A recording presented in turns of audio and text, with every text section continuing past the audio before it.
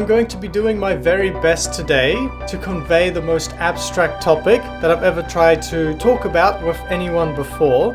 So I will be duly impressed about anyone that can understand what I'm saying to somewhat of a degree.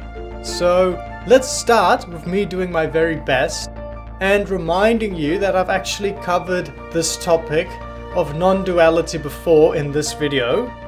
And I actually invite you to watch that so you have a solid understanding of what I mean when I say non-duality.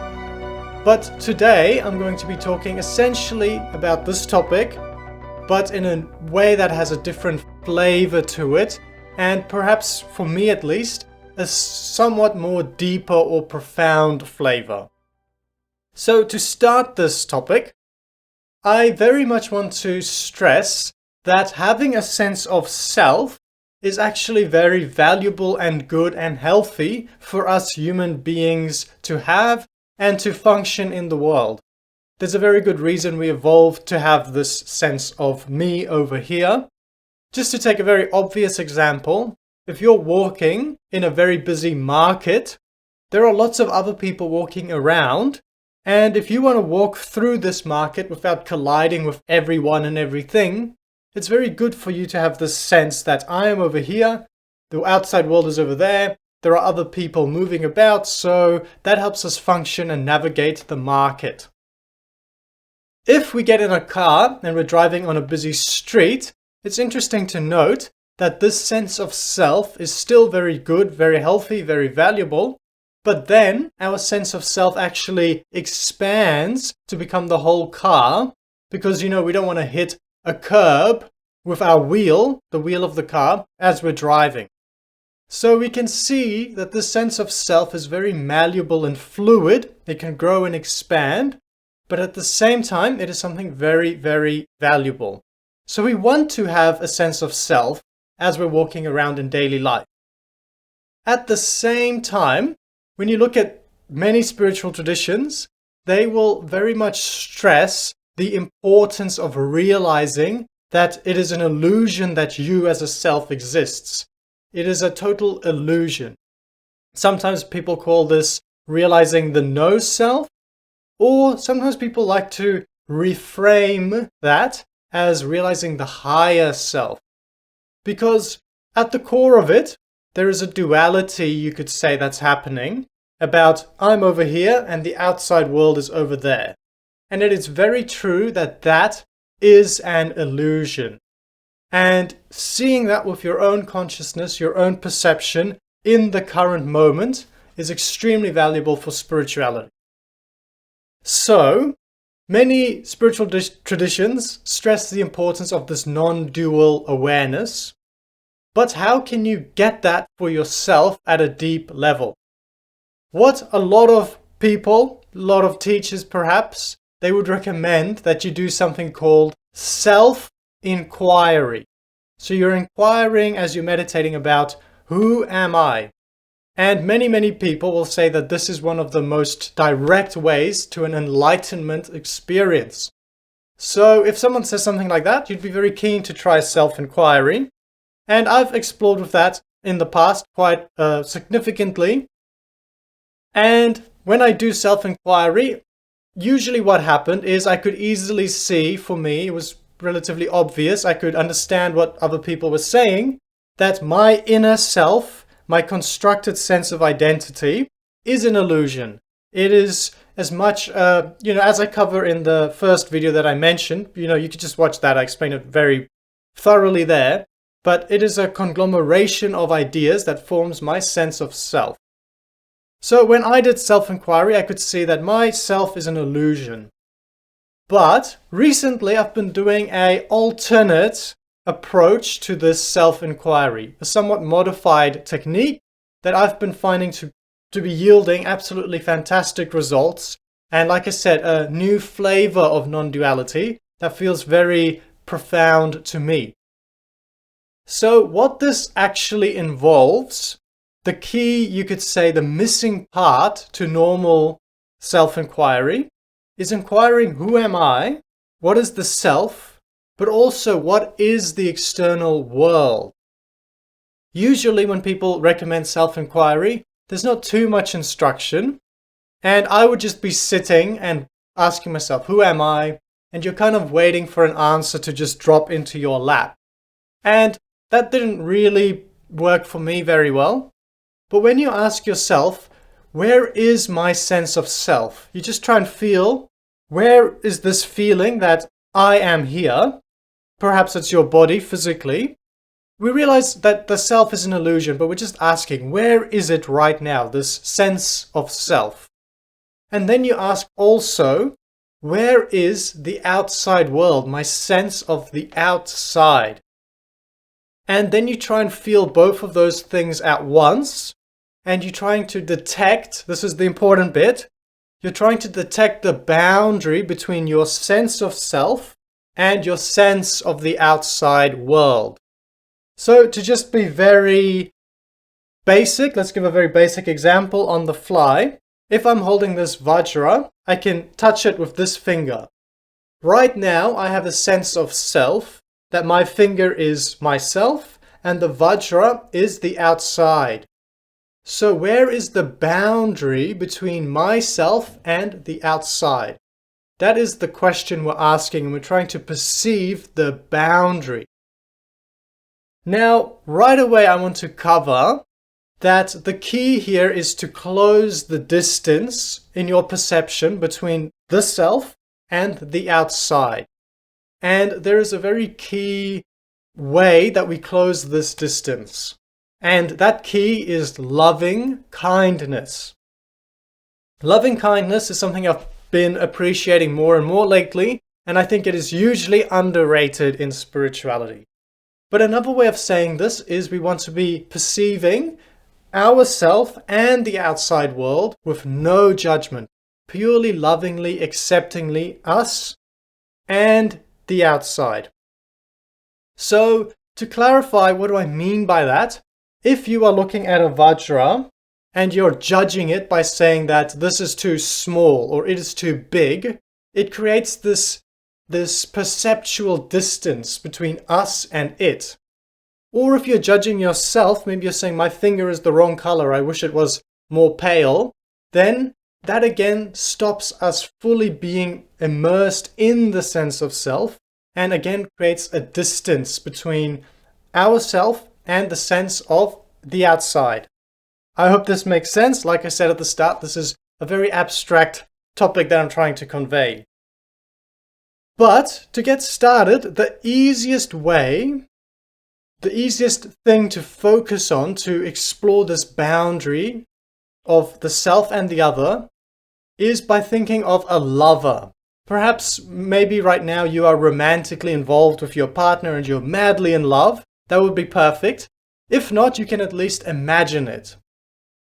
If there is someone in front of you that you truly deeply love, there is this sense that they are separate from you, but you so much love them with kindness that you perfectly accept them. There's a lot of love towards them. And perhaps, hopefully, they love you back a lot. And when you're with them, you totally accept yourself. You totally accept them. So there's this sense that myself is here, their self, the outside is over there. And when you notice, I'm here, they are there, notice the boundary. Where do they stop and where do you begin? Maybe you can touch palm to palm like this. And what I was noticing, at least, doing this exercise, is there's this very interesting membrane that can form between the inside and the outside. If you know what a membrane is, that's something that I guess comes from the biology world, but it is a very film sheet of we could say in this case, a film sheet of perception or a film sheet of energy. So you can do this exercise by looking or imagining a lover on the outside, or very realistically for me, what often works very well is seeing trees sway in the wind. That's something I've mentioned before. I've got an affinity for trees. But when you see a beautiful tree, you totally love and accept it. And because of that, it's like the tree, it is over there, but the distance between you and the tree becomes paper thin. the tree in your visual field is right in front of you. If that makes any sense, I hope it does. But if it doesn't, another way you can think of this is the sense of touch, very literally, or the sense of smell or even taste. If you are touching something with a texture, you can think, where is the boundary of touch? Where do I begin and where is the object? It might feel like you're touching an object, like this t-shirt or this shirt, this long sleeve shirt, but actually your sensory nerves are in the finger. So if you're feeling something and feeling, where is my sense of self? Where is my sense of the shirt? You can very clearly feel a membrane, like a very thin sheet, separating your sense of self and the sense of the outside. Smell is also very similar. If you're feeling, where am I and where is the smell? Smell has a very ethereal, smoky aspect to it. You can't pin it down where it is in a location, but at the same time, the smell, it's not who you are. When you smell something, you don't think, that's me. There is a sense of the smell is over there, I am over here, but the boundary between those two is very, very, very thin. And the more you come in touch with perceiving the boundary, at least for me, the more and more I was realizing this sheet, this membrane, is in a very perceptual way who I am. The sense of self is constructed, the sense of the outside is constructed, but the membrane between the two is actually the reality of who I am. So that goes a very far way in this self-inquiry endeavor. Now, as many of you know, I'm a very symbolic person, and the analogy or the image that I really like to portray this is by looking at a gold leaf paper. That's why I have it in the back of this video. I've put it on the trishul. All of this on an abstract level is very closely related to the energy of the trishul and the energy of Shakti, as the Sanskrit calls it. But this gold leaf energy as a symbol is very appropriate, I think, for this membrane that I'm trying to portray for you. The membrane that is separating the inner self, the sense of self, from the outside. Because what qualities does this gold leaf have? First of all, it is extremely, extremely thin and extremely, extremely light. It is actually so light that if you tear it up into little pieces, which is super easy to do, it's so fragile, if you just touch it, it is probably going to tear. It is so light it can fly through the wind, almost as if it is being carried by the winds of magic. This membrane, this gold leaf, has no well-defined shape. It can morph and twist and tear apart, tear into dust, reconglomerate. It's carried by the wind effortlessly, very lightweight, very thin. And also, another thing you can imagine this gold leaf to have, another quality it has, this membrane, it is very vibratory in nature. That's actually very important. If you start to have these experiences, you will very clearly see the vibratory nature of the membrane. It is not static and inert, it is pulsing with a lot of energy. So that's why I like this symbology of the gold leaf. And I also think there is like a golden hue essence to everything I'm explaining here.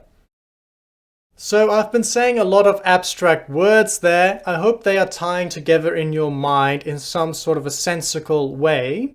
But the important thing here is not really to understand so much exactly what I said, but it is to encourage you to do some self-inquiry of your own.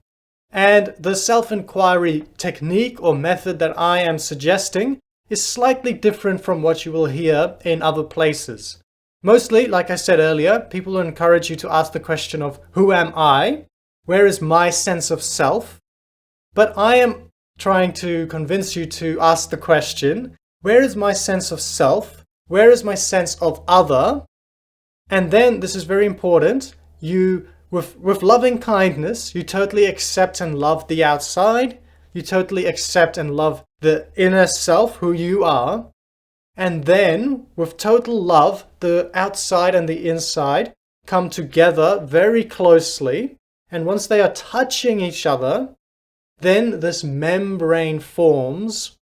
And that membrane, just by perceiving it, perceiving its qualities, like I mentioned earlier, its vibratory membrane gold leaf qualities, just by noticing that, it becomes so abundantly clear that indeed the sense of self is an illusion, the sense of outside is also an illusion.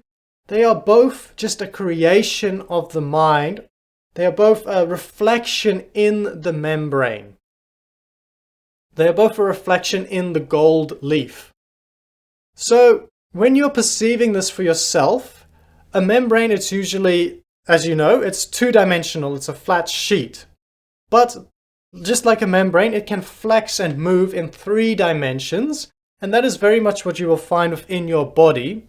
You can have interesting experiences where you feel these sheets of energy moving within you, and when you start to clearly see that, the distinction between the self and the outside is actually, it totally breaks down. And with these experiences, it's been the first time for myself that I really honestly felt like my body is just a car or a vehicle, a vessel. It's not who I am at all.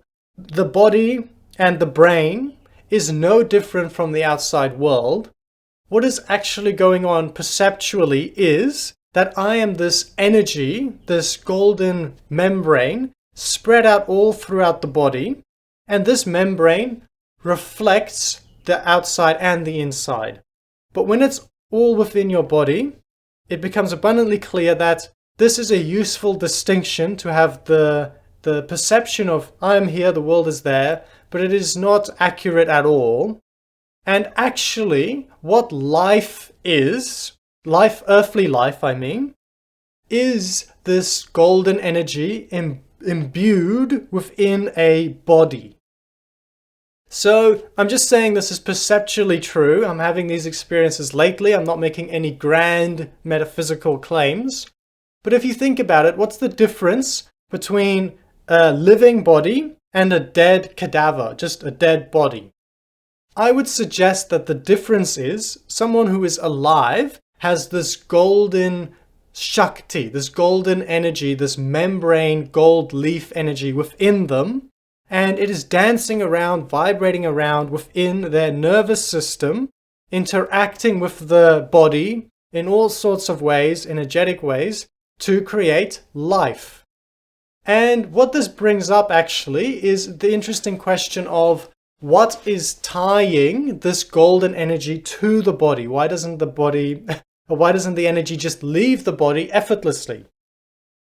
And actually, you can have interesting tastes where this golden energy is not very attached to the body at all.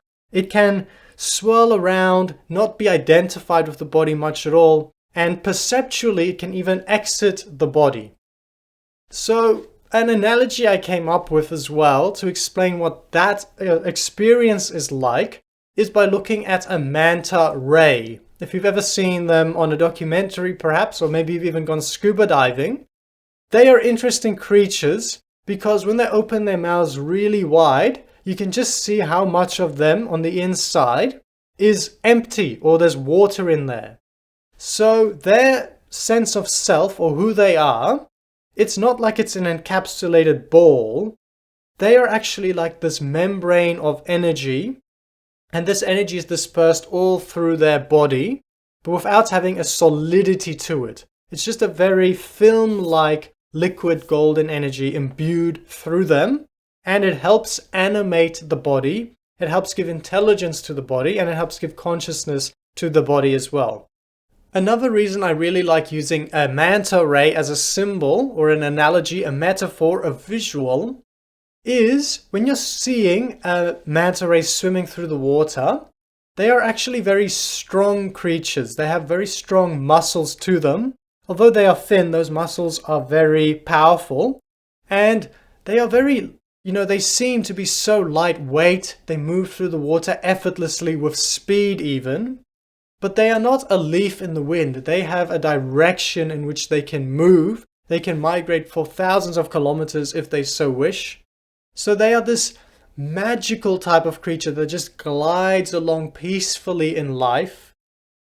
But just to finish as well, there is this very interesting concept that comes out of string theory, or it comes out of mathematics in general. I hope I'm pronouncing it right, but it's called a Calabi-Yau manifold, I believe. And I'm going to put a couple of pictures on screen now from Wikipedia. That is what the experience becomes like when you totally drop this, when you're in a deep meditation, you drop the sense of self and the sense of an outside world. When you're in daily life, it's very healthy to have a sense of self. It helps us function. That's the point of a membrane in biology as well. It's to create a separation between me and it. But when you're in a deep meditation, this sense totally dissolves because we can just see that it is a useful trick of the mind. And what happens then is the energy becomes very gold leaf-like, very vibratory, thin. It is very light. It floats around. It's almost drifting on a magical wave of the force. Very mystical type of things. It's hard to put into logical words what that feels like. But the best analogy that I can come up with, the best visual, is this Calabi-Yau manifold that is intricately spinning, and it has a very deep consciousness and intelligence to it.